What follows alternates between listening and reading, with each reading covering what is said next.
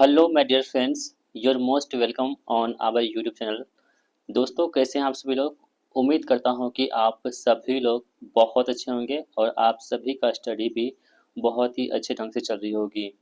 तो दोस्तों, हम लोग देख रहे थे B special technician grade third के प्रैक्टिस सेट को, और अभी तक हमने आपके यूथ कंपटीशन टाइम्स के जो प्रैक्टिस सेट हैं, जिसका प्रैक्टिस सेट 1 और 2 हमने अपलोड कर दिया है। आज की इस वीडियो में हम प्रैक्टिस सेट नंबर 3 को अपलोड करने वाले हैं। तो देख प्रैक्टिस सेट को आप 3 को अच्छे से देखेंगे और कमेंट बॉक्स में बताएंगे कि आपका स्कोर इस प्रैक्टिस सेट में कितना बन पा रहा है।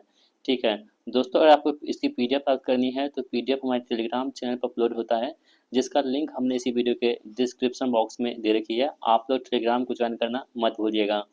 तो चलिए स्टार्ट करते हैं आज की इस इम्पोर्टेंट प्रैक्टिस सेट को। और पहला सवाल आपके स्क्रीन पर है, आपका प्रैक्टिस सेट नंबर 3 का पहला सवाल। निम्नलिखित में से कौन सा ग्रंथ वैदिक साहित्य का हिस्सा नहीं है? ठीक है, इनमें से आपके पास 4 ऑप्शन दे रखे हैं और चारों ऑप्शन में से आपको ये बताना है कि कौन सा ऐसा ग्रंथ है जो वैदिक साहित्य का हिस्सा नहीं है। आपके ऑप्शन है ब्राह्मण, आरण्यक, पिटक और उपनिषद। तो दोस्तों, आप सभी लोग ध्यान रखेंगे, जो ब्राह्मण है, ठीक है, आरण्यक है और उपनिषद है, ये तीनों तीनों क्या है, आपके वैदिक साहित्य के हिस्सा हैं। जबकि पीटक जो है ना, ये आपके वैदिक साहित्य का हिस्सा नहीं है। इसलिए ऑप्शन नंबर सी इस प्रश्न का बिल्कुल सही जवाब हमारा हो जाएगा। चलिए पढ़ते हैं हम लोग ये अन्य प्रश्न की ओर, यानी दूसरा प्रश्न आपके स्क्रीन पर है। निम्न में से किसने जाति व्यवस्था के अन्याय की निंदा की और सत्यशोधक समाज, यानी कि सत्य की खोज करने वाले समाज की स्थापना की थी? बेसिकली दोस्तों, यहाँ पे जो प्रश्न आपसे पूछ रहा है ना, ये सत्यशोधक समाज के बारे में पूछ रहा है प्रश्न, की सत्यशोधक समाज की जो है स्थापना किसके द्वारा की गई थी। तो आप सभी लोग ध्यान ध्यान रखेंगे, इसकी स्थापना हुई थी कब? 24 सितंबर 1873 ईस्वी को। कब? 24 सितंबर 1873 ईस्वी को जो है ना, इसकी स्थापना होती है और ज्योतिबा राव फुले के द्वारा जो है इसकी स्थापना की जाती है। ऑप्शन नंबर बी यहाँ पे इस प्रश्न का बिल्कुल सही जवाब हमारा हो जाएगा। चलिए बढ़ते हैं हम लोग अगले प्रश्न की ओर। कह रहा है कि बर्फ भक्षक यानी स्नो ईटर के रूप में जाने जाने वाली चिनूक हवा निम्न में से किस महाद्वीप में बहती है? जो चिनूक हवा है दोस्तों, ये जो हवा है ये किस महाद्वीप में बहती है? तो आप सभी लोग ध्यान रखेंगे, ये जो महाद्वीप हमारा है, उत्तरी अमेरिका महाद्वीप में जो है ना चिनूक हवा बहती है। ऑप्शन डी यहाँ पे आंसर हमारा हो जाएगा। देवमाली चोटी निम्न में से किस भारतीय राज्य में स्थित है? तो दोस्तों, ये जो देवमाली चोटी है ना, ये आपके कौन से राज्य में स्थित है? तो ये आपके उड़ीसा राज्य में स्थित है। ठीक है, और उड़ीसा की राजधानी कहाँ पे है? तो भुवनेश्वर में स्थित है उड़ीसा की राजधानी। दोस्तों, आपको कमेंट बॉक्स में बताना है कि वर्तमान में उड़ीसा के जो सीएम कौन है, यानी कि मुख्यमंत्री कौन है, और यहाँ के गवर्नर कौन है। ठीक है, यानी कि राज्यपाल कौन है। इन दोनों बातों को आपको जो है ना, प्रश्नों को आंसर करना है कहाँ पे? कमेंट बॉक्स में। देखते हैं कितने लोग इसका आंसर कर पाते हैं। यदि आप आंसर कर पाते हैं तो इसका मतलब कि आप अच्छे स्टूडेंट हैं। यदि आप नहीं करना करते हैं तो इसका मतलब आप ये है कि आप जो है ना, सिर्फ टाइम पास कर रहे हैं, आप पढ़ाई नहीं करते हैं। तो इसका आंसर आपको कहाँ करना है? कमेंट बॉक्स में। उड़ीसा का मुख्यमंत्री कौन है और यहाँ के गवर्नर कौन है? ठीक है, चलिए बढ़ते हैं प्रश्न की ओर। भारतीय संविधान के किन 2 अनुच्छेद में न्यायिक समीक्षा की शक्ति को सर्वाधिक स्पष्ट रूप से व्यक्त किया गया है? तो कौन से अनुच्छेद में जो न्यायिक समीक्षा है ना, इसकी शक्ति को स्पष्ट रूप से व्यक्त किया गया है, यानी कि डिस्क्राइब किया गया है? तो दोस्तों, ये जो है ना, आपके पास अनुच्छेद 32 और 326 में जो है, सॉरी 226 में आपकी न्यायिक जो है, मतलब कि समीक्षा की बातें यहाँ पे की गई है। देखिए, अनुच्छेद 32 की हम बात करें ना, इसमें कौन सा है? सुप्रीम कोर्ट, यानी कि सर्वोच्च न्यायालय, जो कहाँ पे स्थित है? दिल्ली में स्थित है। इसमें इसकी सुनवाई की जाती है। और 226 जो है ना, ये आपके क्या होते हैं? हाई कोर्ट होते हैं। ठीक है, जो प्रत्येक राज्य में हाई कोर्ट होता है ना, जैसे पटना हाई कोर्ट हो गया, तो ये सभी क्या होते हैं? 226 के अंतर्गत इसकी न्यायिक समीक्षा की जाती है। जबकि सर्वोच्च न्यायालय में कितनी होती है? 32 में इसकी न्यायिक समीक्षा की जाती है। इसलिए ऑप्शन नंबर ए जो यहाँ पे आंसर हमारा हो जाएगा। देश किसी भी विधेयक को धन विधेयक घोषित करने का निर्णय लेते हैं। देखिए, विधेयक कई प्रकार के होते हैं। तो उस प्रकार में जो धन विधेयक होती है, ठीक है, धन मनी बिल जो होता है, तो धन विधेयक को घोषित करने के बाद कि मतलब कोई विधेयक धन विधेयक है या नहीं, इसकी घोषणा कौन करते हैं? ऐसा प्रश्न समझिए। तो इसकी घोषणा कौन करते हैं? लोकसभा अध्यक्ष करते हैं। और वर्तमान लोकसभा अध्यक्ष कौन है? तो ओम बिरला जी हैं। ठीक है, यानी 18वीं लोकसभा के जो अध्यक्ष हैं वो कौन है? ओम बिरला जी है। और ये कहाँ से आते हैं? तो कोटा राजस्थान से इनका जो है ना निर्वाचन क्षेत्र है। इसे भी आप लोग ध्यान रखेंगे। ठीक है, चलिए बढ़ते हैं अगले प्रश्न की ओर हम लोग। और भारत के राष्ट्रपति कौन है? तो द्रौपदी मुर्मू जी हैं, ठीक है। द्रौपदी मुर्मू जी है यहाँ भारत की पहली आदिवासी महिला राष्ट्रपति भी हैं। और राज्यसभा के सभापति कौन है दोस्तों? ये क्या होते हैं? तो ये उपराष्ट्रपति होते हैं। जो राज्यसभा के सभापति होते हैं ना, वही क्या होते हैं? उपराष्ट्रपति होते हैं। तो आप सभी लोग बताएंगे हमें कमेंट बॉक्स में कि वर्तमान में भारत के उपराष्ट्रपति कौन है। ये सभी प्रश्न बहुत ही ज़्यादा ईजी हैं, तो हम आप से उम्मीद ही कर सकते हैं कि आप सभी लोग इसका आंसर कमेंट बॉक्स में ज़रूर देंगे। अगला प्रश्न दोस्तों कह रहा है यहाँ पे कि एक पिंड द्वारा किया गया कार्य निम्नलिखित में से किस पर निर्भर नहीं करता है। तो कोई पिंड है, उसके द्वारा कोई कोई कार्य किया गया है ना, वो किस पे निर्भर नहीं करेगा। तो दोस्तों आप तो ध्यान रखेंगे, ये जो है ना आपके वस्तु के प्रारंभिक वेग पर निर्भर नहीं करता है, जबकि विस्थापन पर करेगा, ठीक है। बल और विस्थापन के बीच के कोण पर करेगा और लागू बल पर करेगा। इस प्रकार ऑप्शन नंबर ए जो यहाँ पे आंसर हमारा हो जाएगा। निम्नलिखित में से किस वैज्ञानिक ने सुझाव दिया था कि तत्वों के प्रतीकों का निर्माण तत्व के नाम के एक या दो अक्षरों से किया जा सकता है। दोस्तों ये कौन से वैज्ञानिक का रिकमेंडेशन था? तो आप सभी लोग ध्यान रखेंगे, ये जो था ना दोस्तों वैज्ञानिकों का, ये था आपके पास बर्जीलियस ने कहा था। किसने कहा था? जे बर्जीलियस के द्वारा जो है ना ये कथन कहा गया था। हड्डी में निम्न में से किस प्रकार का ऊतकों का उदाहरण है? तो हड्डी जो है ना दोस्तों, बोन जो होता है, ये किस प्रकार का ऊतक उदाहरण है? तो आप सभी लोग ध्यान रखेंगे, ये जो होती है ना संयोजी ऊतक होते हैं, ठीक है। यानी कि कनेक्टिव टिश्यू का उदाहरण होता है कौन सा? हड्डी। चलिए देखते हैं अगले प्रश्न की ओर हम लोग। जनवरी 2024 में भारतीय अंतरिक्ष अनुसंधान संगठन इसरो ने एक्सपोसेट उपग्रह को किसके माध्यम से प्रक्षेपित किया है? तो इसरो दोस्तों क्या है ना, हमारे जो भारत की क्या है, एक स्पेस एजेंसी है इसरो सरकारी। तो ये जो है ना एक्सपोसेट उपग्रह को लॉन्च किया है, तो ये किसके मतलब से किया है? तो ये जो व्हीकल है हमारे पास है, पीएसएलवी क्या होता है? Polar satellite launch vehicle. तो ये जो सेटेलाइट है ये है पीएसएलवी C-58 के द्वारा ना इसको एक्सपोसेट को लॉन्च किया गया है। तो इस प्रकार ऑप्शन नंबर ए यहाँ पे इस प्रश्न का बिल्कुल सही जवाब हमारा हो जाएगा, ठीक है। दोस्तों वीडियो को आप अच्छे से देखिए और बाद में आपको कमेंट बॉक्स में कमेंट करना है कि इस प्रैक्टिस सेज में आपका स्कोर कितना बन पा रहा है, ठीक है। सभी लोग कमेंट करेंगे। चलिए अब देखिए रीजनिंग का प्रश्न है, उस विकल्प का चयन करें जिसके तीसरे पद से वही संबंध है जो दूसरे पद का पहले पद से है। तो बिस्तर का संबंध किससे है? तकिया से है। तो सोफा का संबंध किससे हो जाएगा दोस्तों? तो आप सभी ध्यान रखेंगे, सोफा का संबंध जो है ना गद्दा से हो जाएगा। क्या होगा? गद्दा से। तो देखिए बिस्तर पे क्या होता है? तकिया होता है ना, सोफा पे क्या होता है? गद्दा होता है। तो ऑप्शन डी यहाँ पे आंसर हमारा हो जाएगा। उस विकल्प का चयन कीजिए, मतलब कि 14 से किस प्रकार 210 संबंधित है, उसी प्रकार से 16 से कैसे संबंधित होगा। तो आप सभी लोग दोस्तों यहाँ पे ध्यान रखेंगे। तो 14 210 में हम क्या करेंगे ना, 14 से क्या करेंगे, डिवाइड करेंगे तो कितना आएगा? 15 आ जाएगा, ठीक है, 15 आएगा। उसी प्रकार से दोस्तों हम क्या करेंगे, किसको हम डिवाइड करेंगे 16 से कि आंसर 15 आएगा, ठीक है। तो आप क्या कर सकते हैं, दोनों गुना कर दीजिए, 16 गुना 15, 16 गुना 15 जब आप कर देंगे ना, 16 पंजे 30, 240 आंसर इसका हो जाएगा, जो ऑप्शन नंबर बी में दे रखा है, ठीक है। तो आई होप कि दोस्तों आपने इस प्रश्न को समझ लिया होगा। बढ़ते हैं अगले प्रश्न की ओर। चार शब्द दिए गए हैं जिनमें तीन किसी तरह से समान है और एक असंगत है, यानी कि तीन कथन सही होंगे मतलब किसी प्रकार से, और एक कथन अलग होगा। तो आपको क्या चूज करना है? जो अलग है। यहाँ पे दुख है, क्रोध है, भय है और विचार है। तो दोस्तों देखिए यहाँ पे दुख हो गया, क्रोध हो गया, भय हो गया, ये सभी क्या होते हैं? एक तरह के शब्द होते हैं, ठीक है, एक प्रकार का विकार है जो एक परिवार के शब्द हैं। जबकि विचार जो है ना इन तीनों से क्या है यहाँ पे अलग हो जाएंगे। तो ऑप्शन नंबर सी यहाँ पे इस प्रश्न का आंसर हमारा हो जाएगा। 126 दोस्तों कितना हुआ है? 217 हुआ है, फिर 344 हुआ है, तो आगे क्या होगा? तो इसमें क्या पैटर्न फॉलो कर रहा है? देखिए 5 क्यू कितना होता है? 25 25 प्लस 1 26, यानी कि 125 है और प्लस कितना 126 हो गया ना। तो ये हो गया। इसमें हम क्या करेंगे? 6 क्यूब प्लस 1 करेंगे, 6 क्यूब कितना होता है? तो 16 1 17। इसमें हम क्या करेंगे? 7 क्यूब प्लस 1 करेंगे, तो 7 क्यूब कितना होता है? 343 प्लस 144। तो अब यहाँ पे जो आएगा दोस्तों उसमें हम क्या करेंगे? 8 क्यूब प्लस 1 करेंगे, तो 8 क्यूब कितना होता है? 8 8 64, 64 8 कितना हो जाता है हमारे पास? तो 512, ठीक है। तो 512 प्लस 1 कितना हो जाएगा हमारे पास? तो 513 हो जाएगा। तो 513 किसमें दे रखा है? ऑप्शन नंबर सी में दे रखा है, ठीक है। चलिए बढ़ते हैं अगले प्रश्न की ओर। कौन सा विकल्प प्रश्न चिन्ह के स्थान पर आएगी? तो दोस्तों यहाँ पे ट्रायंगल दे रखा है, उसके बाद ये त्रिभुज, ये मतलब कि बना हुआ आकृति है, तो उसके बाद ये बना गया, इसके बाद आगे क्या होने वाला है आपको ये बताना है, ठीक है। तो इसमें देखिए ना प्रत्येक में क्या है ना, भुजाओं की संख्या क्या है यहाँ पे बढ़ रही है। तो आप लोग देखेंगे यहाँ पे, तो ये 3 था यहाँ पे, उसके बाद यहाँ पे आगे बढ़ा, फिर 4 होगा, तो आगे क्या होगा दोस्तों? इसमें जो भुजाओं की संख्या हो जाएगी ना यहाँ पे, ये ऑप्शन नंबर डी हो जाएगी, ठीक है। ऑप्शन नंबर डी में इस प्रश्न का आंसर छिपा हुआ है। अगला प्रश्न देख लेते हैं हम लोग। कह रहा है कि एल जोड़ को, एम घटाना को और एन भाग को डिनोट करता है, पी गुना को दर्शाता है, तो इसका अर्थ क्या होगा, कितना लॉलीपॉप सवाल है आपके पास। तो 10 हो गया यहाँ पे, और पी की वैल्यू कितनी हमारे पास है, पी मतलब क्या होता है गुना, यहाँ पे दे रखा है तो गुना कर देंगे यहाँ पे, और यहाँ पे 2 कर देंगे, ठीक है। और एल, एल मतलब क्या आता है, जोड़ कह रहा है ना, तो एल कितना हो गया, 5 हो गया यहाँ पे, और एम क्या कह रहा है, घटाव कह रहा है, और यहाँ पे क्या कर देंगे हम, 5 कर देंगे। तो आप देखिए 20 दूनी 10 दूनी 20, ये दोनों कट गया, तो 20 का आंसर हो जाएगा ऑप्शन नंबर डी।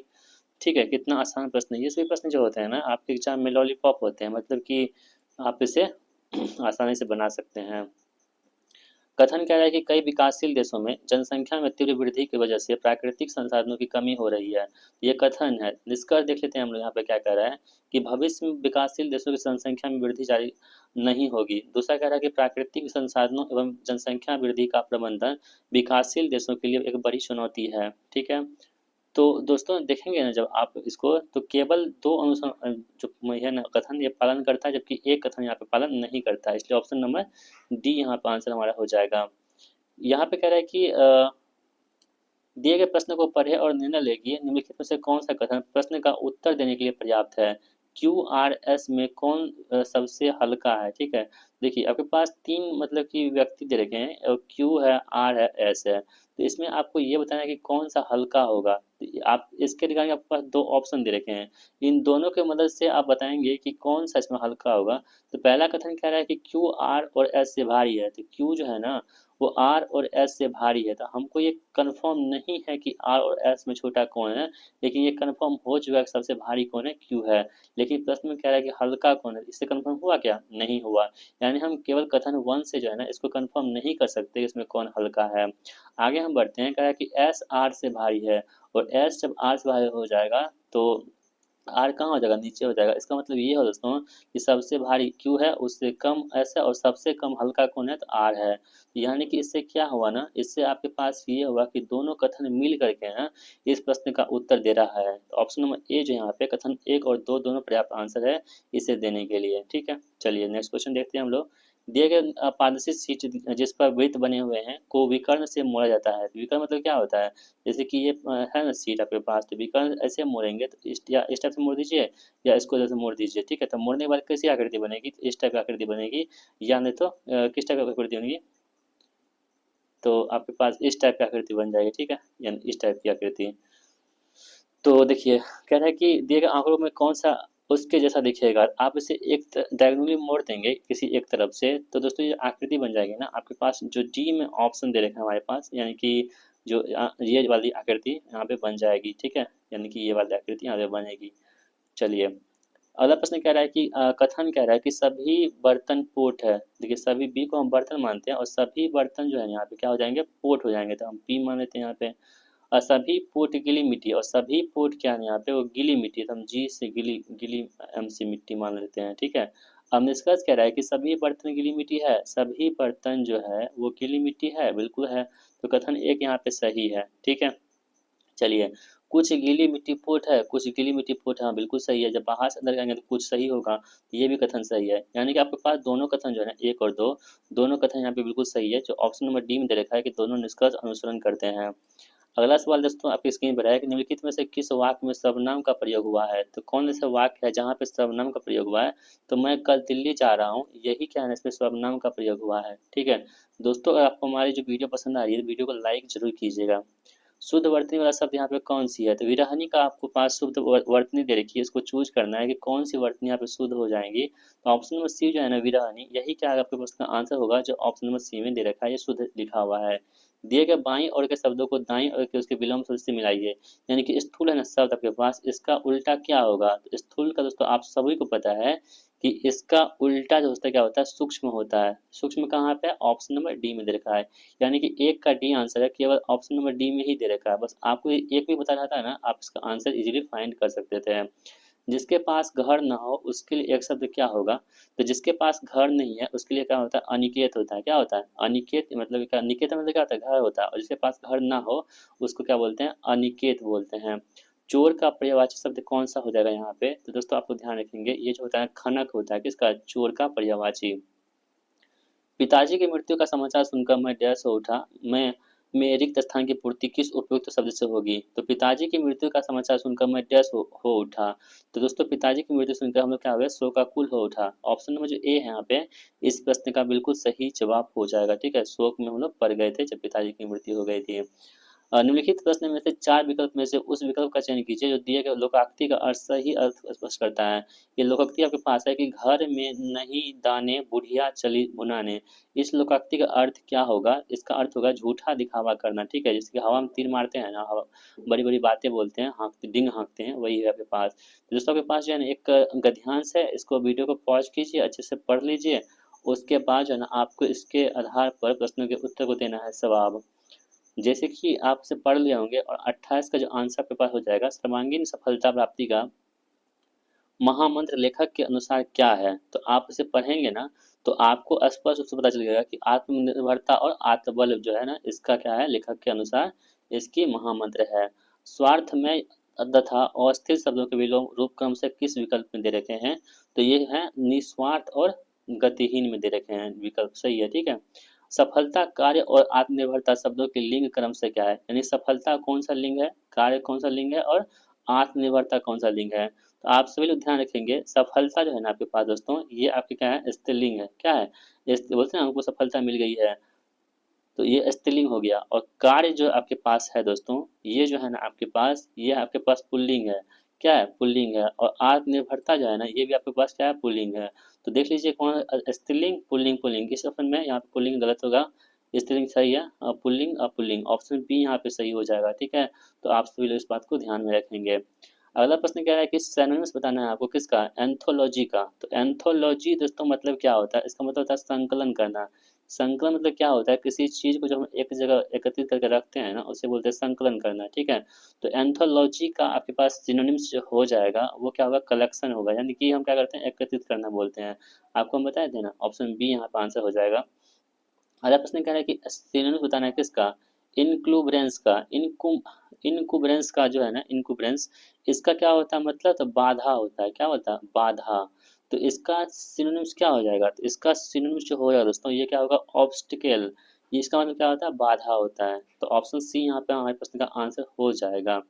चलिए नेक्स्ट क्वेश्चन देख लेते हैं हम लोग। यहाँ पे एंटोनिम्स बताना है आपको किसका, तो बायोस्टीरियस का।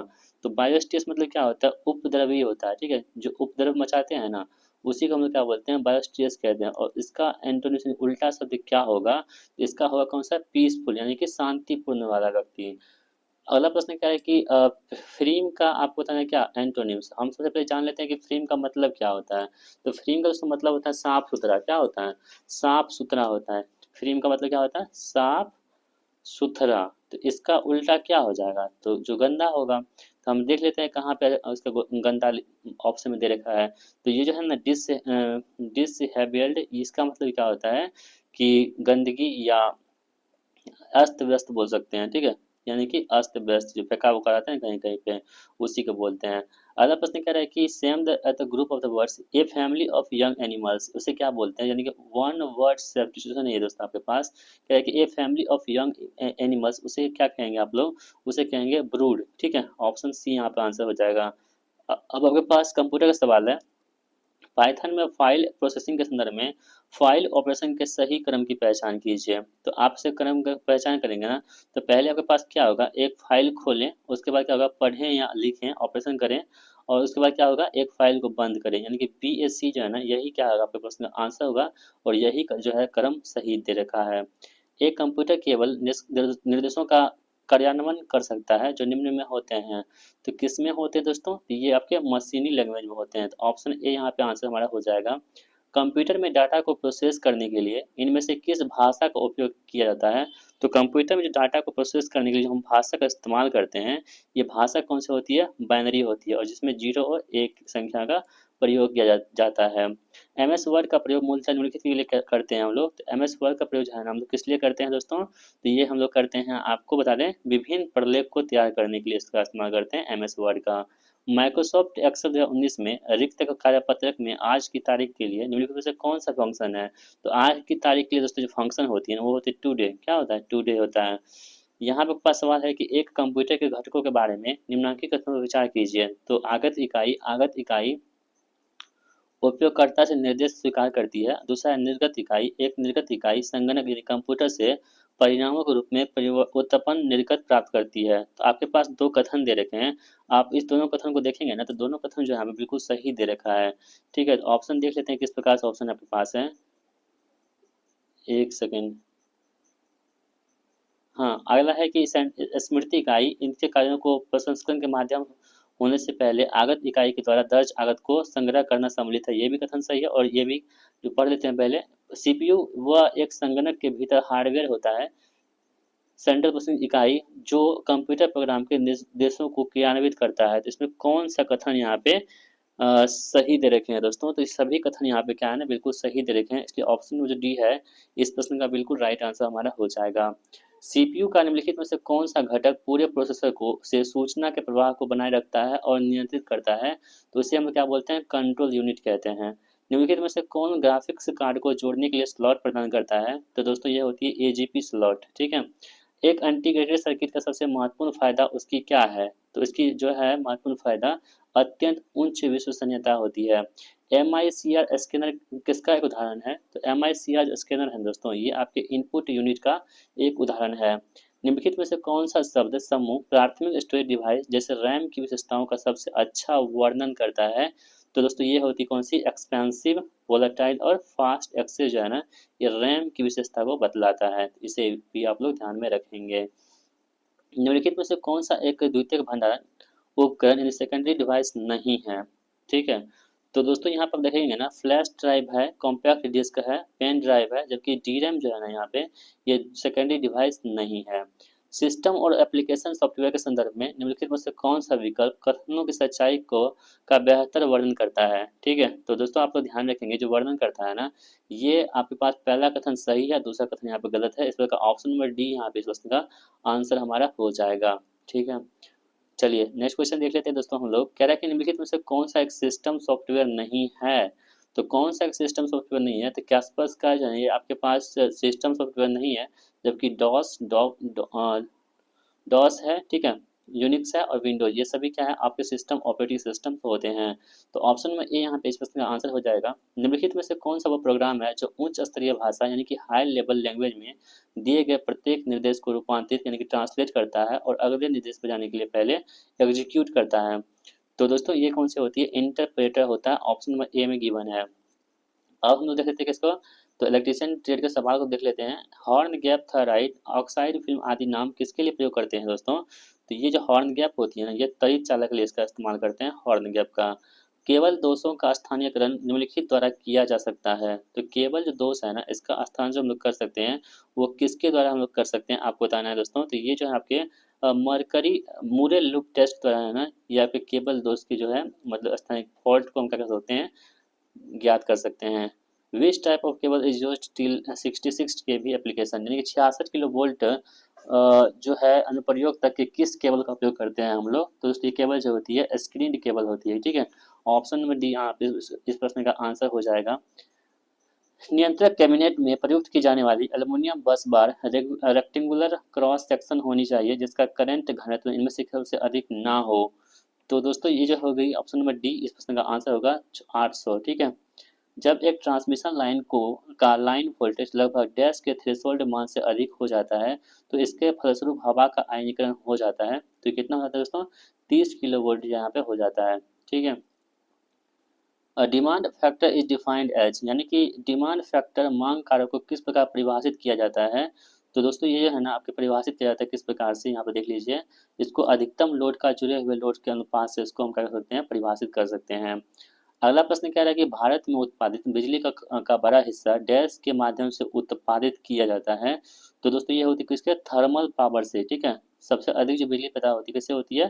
थर्मल पावर प्लांट से होती है। हाइड्रो इलेक्ट्रिक पावर प्लांट में सर्ज टैंक का होना निम्नलिखित में से कौन सा उद्देश्य है? तो सर्ज टैंक का होना दोस्तों क्या होती है? ये होती है यह जलमार्ग पेनस्टॉक में वाटर हैमर प्रभाव को क्या करता है? कम करता है।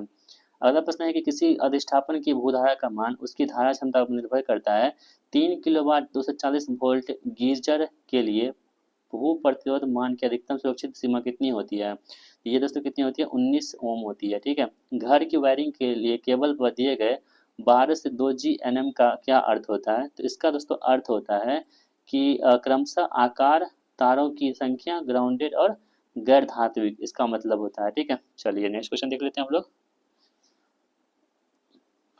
61वां क्वेश्चन दोस्तों आपके स्क्रीन पर है कि यहाँ पर यदि किसी केबल के समापक सिरे टर्मिनल की मोटाई संयोजक कंडक्टर के छिद्र से अधिक है तो केबल को किस युक्ति के द्वारा संयोजक में कसना चाहिए? तो दोस्तों ये जो युक्ति होती है केबल वाला, ये आपको थिम्बल प्रयोग करके इसको कस देना चाहिए। ठीक है, अगला प्रश्न कह रहा है कि वेरिएबल फ्रीक्वेंसी ड्राइव में प्रयुक्त मुख्य घटक निम्नलिखित में से कौन सा होता है? तो दोस्तों ये जो होती है आपके पास इनपुट कन्वर्टर होती है। ठीक है, ऑप्शन बी यहाँ पर आंसर हमारा हो जाएगा। एक स्विच को हमेशा डैश के श्रृंखला में जोड़ा जाता है, तो एक स्विच जो होती है हमेशा उसको हम किस में जोड़ते हैं? तो फेज तार के श्रृंखला में सीरीज में जोड़ देते हैं हम लोग। एक दहन दीवार में एक आउटलेट बॉक्स जुड़ा होना चाहिए, तो दोस्तों ये क्या होना चाहिए? तो वह तैयार दीवार की सतह के साथ फ्लश्ड हो, यहाँ पर जुड़ा होना चाहिए। सुरक्षा दृष्टिकोण से स्विच को निम्नलिखित में का नियंत्रित करना चाहिए, तो सुरक्षा दृष्टिकोण स्विच को दोस्तों फेज तार का नियंत्रण करना चाहिए। दीप्त तीव्रता को किस प्रकार परिभाषित किया जाता है? तो दीप्त तीव्रता को दोस्तों बाहर विकर्ण किया गया प्रकाशीय फ्लक्स प्रति यूनिट ठोस कोण के द्वारा क्या करती है हम लोग इसे मतलब परिभाषित कर सकते हैं, इसलिए ऑप्शन ए यहाँ पर आंसर हो जाएगा हमारा। अगला प्रश्न देख लेते हैं हम लोग। उच्च दाब एमबी लैंप में पारा वाष्प दाब कितना होना चाहिए? तो पारा वाष्प दोस्तों कितना वातावरण के दाब का 10 गुना होना चाहिए, इसलिए ऑप्शन बी यहाँ पे आंसर हो जाएगा। सॉलिड कौन की इकाई क्या होती है? आप सबको पता है क्या होती है? स्टेरेडियन होती है। ठीक है, और धन कौन क्या होता है? रेडियन होता है। यहाँ पे रोशनी की मात्रा क्या होती है? तो रोशनी जो होती है दोस्तों यहाँ पे इसकी मात्रा क्या होती है? लक्स होती है। क्या? लक्स। एसी मशीन में वितरित कुंडली के संदर्भ में निम्नलिखित में से कौन सा विकल्प यहाँ पे गलत हो जाएंगे? तो आपके पास 4 ऑप्शन दे रखे हैं, आप इसे पढ़ लीजिएगा और पढ़ने के बाद जो विकल्प दोस्तों गलत होगा वो हमारा ऑप्शन बी यानी कि हिस्टोरेटिंग हार्मोनिक्स को हटाया नहीं जा सकता, ये गलत है। बाकी अन्य कथन यहाँ पे क्या हो जाएंगे? सही हो जाएंगे। आमतौर पर सेकेंडरी वाइंडिंग का उपयोग किसमें करते हैं हम लोग? तो दोस्तों हम आप ध्यान रखेंगे एकल फेज वाले मोटर में करते हैं। एसी मशीन में वितरित कुंडली के संदर्भ में निम्नलिखित में से कौन सा कथन गलत है यहाँ पे? तो दोस्तों ये कथन गलत है। यहाँ पे पहला कथन यहाँ पे बिल्कुल सही दे रखा है और दूसरा कथन देख लेते हैं यहाँ पे हम लोग। दूसरा दोस्तों कथन भी सही है, तीसरा कथन भी सही है, जबकि चौथा कथन यहाँ पे गलत है। इसलिए ऑप्शन नंबर डी जो है ना इस प्रश्न का आंसर होगा, जो सेम सेम क्वेश्चन यहाँ पे दे रखा है। प्रोग्रेसिव लैंप या वेव वाइंडिंग में फ्रंट पिच कितनी होनी चाहिए? तो फ्रंट पिच दोस्तों कितनी होनी चाहिए? ये क्या होना चाहिए? बैक पिच से कम होनी चाहिए फ्रंट पिच। ठीक है, चलिए। तुल्यकालिक सिंक्रोनस मोटर हमेशा एक समकालीन गति से चलते हैं क्योंकि डैश के मध्य अंतर्गठन इंटरलॉकिंग होती है। ठीक है, तो दोस्तों ये क्या होती है? स्टेटर और रोटर फील्ड, आंसर इसका हो जाएगा। अल्टरनेटर में चुंबकीय क्षेत्र निम्नलिखित में उत्पन्न होता है, तो चुंबकीय क्षेत्र जो होते हैं दोस्तों वो आपके रोटर में उत्पन्न होती है। ये आपके पास एक सवाल दे रखे हैं, इसको आप सॉल्व करेंगे तो इसका आंसर आपके पास आएगा वो आपके पास 15 आ जाएगा। ठीक है, टर्बो यानी उच्च गति प्रवृत्ति के लिए किस प्रकार के रोटर का उपयोग करते हैं हम लोग? तो दोस्तों ये रोटर जो कौन सी होती है? बेलनाकार पोल प्रकार के रोटर का इस्तेमाल करते हैं, सिलिंड्रिकल का प्रयोग करते हैं। चलिए, अगला प्रश्न है कि एक प्रत्यावर्तक की समग्र दक्षता को किस प्रकार परिभाषित करते हैं? तो दोस्तों ये जो आपके पास फॉर्मूला दे रखा है ना, इसमें आप देखेंगे तो ऑप्शन नंबर ए जो है ना इसी प्रकार से हम क्या कर सकते हैं? इसे परिभाषित करते हैं। सीलिंग फैन सर्किट में रेगुलेटर को उपयोग करने का प्रयोजन क्या है? तो इसे जो हम रेगुलेटर को उपयोग करते हैं इसका प्रयोजन होता है क्या? तो फैन को दी गई वोल्टता को कम करना। ठीक है, ऑप्शन सी यहाँ पर आंसर होगा। एकल फेज मोटर में प्रारंभिक कुंडलन और द्वितीय कुंडलन के बीच कितने अंश का अंतर होता है, यानी कितने डिग्री का अंतर होता है? तो ये आपके 90 डिग्री का अंतर होता है। ठीक है, सिंगल फेज पंप की प्रवाह को किसके द्वारा परिवर्तित किया जा सकता है? तो दोस्तों आप ध्यान रखेंगे ये पाइप के आकार को कम करके परिवर्तित किया जा सकता है। एकल फेज वाली कैपेसिटर स्टार्टर मोटर का संधारित्र स्विच डैश में जुड़ा होता है, तो दोस्तों आप ध्यान रखेंगे ये स्टार्टिंग वाइंडिंग की श्रृंखला में जुड़ा हुआ होता है। आपके पास ये सवाल दे रखे हैं और इसे आप देखेंगे तो इसके बाद आप आंसर निकालेंगे तो ऑप्शन नंबर डी जो है कैपेसिटर स्टार्ट मोटर आपका प्रश्न का आंसर दे देगा। अगला प्रश्न कह रहा है कि एक 3 फेज विद्युत मशीन में फेज के बीच विद्युत कोण कितना होता है? तो ये आपके पास 120 डिग्री होता है। ठीक है, तो ये आप देख लीजिएगा। ये आपके पास बड़ा सा सवाल है, इसे आप पढ़ लेंगे और इसी टाइप के सवाल जो होते हैं आपके जो बिहार बी स्पेशल में बिहार बिजली विभाग में पूछे जाते हैं। देख लीजिए कितना बड़ा सवाल है, यानी कि आप इतना मानिए दोस्तों, भारत में सबसे अधिक जो हार्ड लेवल का पूछा जाता है ना सवाल, वो आपके बिहार में ही पूछा जाता है। तो इस बात को आपको ध्यान में रखते हुए चलना है। आगे हम बढ़ते हैं, इसका आंसर क्या होगा? ऑप्शन नंबर डी हो जाएगा, यानी कथन जो है ना, पहला फॉल्स है और दूसरा क्या है यहाँ पे? फॉल्स है। अगला प्रश्न दोस्तों और तीसरा कथन यहाँ पे क्या है दोस्तों? सही दे रखा है। 86 का प्रश्न है, भारी लोड उठाने के लिए इस्तेमाल किए जाने वाले हाईएस्ट क्रेन में आमतौर पर निम्नलिखित में से किस मोटर का इस्तेमाल करते हैं हम लोग? तो दोस्तों ये मोटर जो होती है ये स्लिप रिंग इंडक्शन मोटर होता है, ठीक है। चलिए नेक्स्ट सवाल देख लेते हैं हम लोग। स्क्विरल केज इंडक्शन मोटर और स्लिप रिंग इंडक्शन मोटर में क्या होते हैं? तो दोस्तों आप ध्यान रखेंगे, ये जो होते हैं आपके समरूप स्टेटर होते हैं। ये आपके पास सवाल है, इसे आप बना लेंगे। ऑप्शन नंबर ए 240 वोल्ट यहाँ पर आंसर हो जाएगा। परिणामी ट्रांसफार्मर में लेमिनेशन किसके द्वारा विसंवाहक होते हैं? तो दोस्तों ये जो लेमिनेशन होते हैं ना, ये आपके किसके द्वारा विसंवाहक होते हैं आपको बताना है। तो आप लोग ध्यान रखेंगे, ये होती है वार्निश के द्वारा। एक स्टार स्टार संयोजित 3 फेज ट्रांसफार्मर में फेज शिफ्ट कितना होता है? तो फेज शिफ्ट दोस्तों कितना होती है? 0 डिग्री होता है, ठीक है। निम्नलिखित में से किस विद्युत उपकरण में सर्वाधिक दक्षता है यहाँ पे? ठीक है, तो वो दोस्तों किस में होती है? ट्रांसफार्मर में सर्वाधिक दक्षता होती है। जब ध्रुवों का फ्लक्स दुगुना किया हो और गति भी दुगुनी हो गई हो, तो जनरेटर का विद्युत वाहक बल ईएमएफ कितना होगा? तो दोस्तों यहाँ पर ध्यान रखेंगे 4 गुना हो जाएगा, ठीक है। अगला सवाल कह रहा है कि चर लो प्रकार के एमीटर में कुंडली में डैश होती है। तो ये जो कुंडली होती है इसमें क्या होती है? मोटे तार और फेरों की कम संख्या होती है। ऑप्शन बी यहाँ पे आंसर हो जाएगा हमारा। विद्युत वायरिंग में अधिनियम का पालन किया जाना चाहिए। तो किस अधिनियम का पालन किया जाना चाहिए विद्युत वायरिंग करते समय हम लोग को? तो दोस्तों आप ध्यान रखेंगे, ये जो आपको हम बताए थे आईई रूल करके, ये है आपके भारतीय विद्युत नियम 1956 का प्रयोग करना चाहिए। आईएसओ का पूर्ण रूप क्या है? तो आईएसओ जो है ना, इसका पूर्ण रूप होता है आपके पास international organisation for standardisation. Option B यहाँ पर आंसर हो जाएगा। घरेलू वायरिंग में भू संपर्क तार का आकार डैश से कम नहीं होना चाहिए। तो दोस्तों आप लोग ध्यान रखेंगे, ये जो है ना आपके पास 14 SWG से कम नहीं होना चाहिए। पाइप भू संपर्क में भूमि में डाले जाने वाले पाइप की लंबाई इससे तय की जाती है। तो किससे तय की जाती है दोस्तों? ये आपके मॉइस्चराइजर ऑफ सॉइल मिट्टी की आर्द्रता से तय की जाती है। घरेलू वायरिंग में सामग्री और केबल का आंकलन करने के लिए किसकी आवश्यकता होती है? तो दोस्तों ये आपके पास वायरिंग चित्र और परिपथ चित्र की आवश्यकता होती है। 99 क्वेश्चन है, ऐसा 6 सर्किट ब्रेकर की कार्यशील वोल्टेज कितनी होती है? तो दोस्तों आप लोग ध्यान रखेंगे, ये जो है ना 36 किलो वोल्ट से लेकर के 760 किलो वोल्ट के बीच में होती है। और दोस्तों आज के प्रश्न का लास्ट प्रश्न हमारा होगा, ये प्रैक्टिस सेट का, 3 फेज वाली आपूर्ति प्रणाली में किस प्रकार के भू रिसाव सर्किट ब्रेकर का प्रयोग करते हैं हम लोग? तो दोस्तों इसका आंसर आपको बताना है कमेंट बॉक्स में, ठीक है।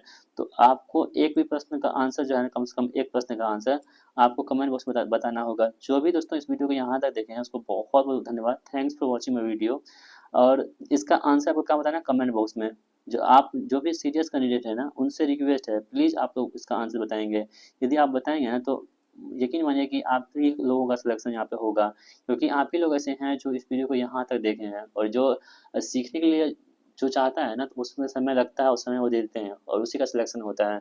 तो चलिए दोस्तों, ये वीडियो आपको बहुत पसंद आई होगी, हमेशा समझ सकते हैं।